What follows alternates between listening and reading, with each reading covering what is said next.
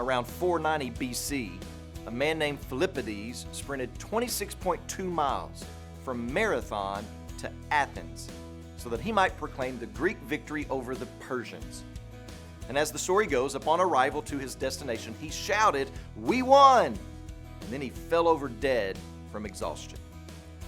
In 1 Samuel chapter 4, in a similar fashion, a young man runs from the battle lines back to Shiloh to give the news of the outcome of the battle between the Israelites and the Philistines.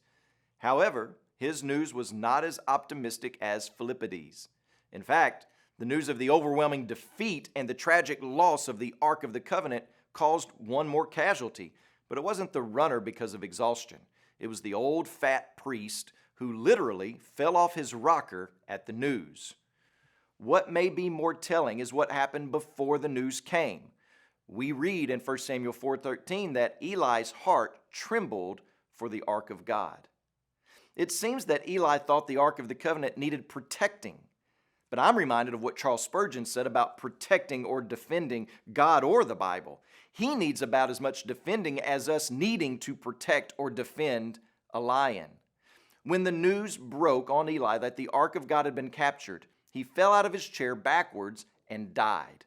And this section of Scripture is summarized by the words, "The glory has departed from Israel." But I think we need to make a distinction here. The glory didn't depart from Israel because the ark was captured. I believe the ark was captured because the glory had already departed. God had removed his visible presence from the people because they had removed their hope from him. But we will soon see that God had not lost his power. So what about us today? And what about our churches? Has the glory departed? Has the Spirit of God been absent from your church? Well, I can promise you it's not because some piece of furniture is missing, but rather because hearts are removed from trusting his word. As you pray today, please remember Adam Batarse and his family, our missionaries in Florida. And also remember the Lingala Life Word broadcast that's heard throughout the Democratic Republic of Congo.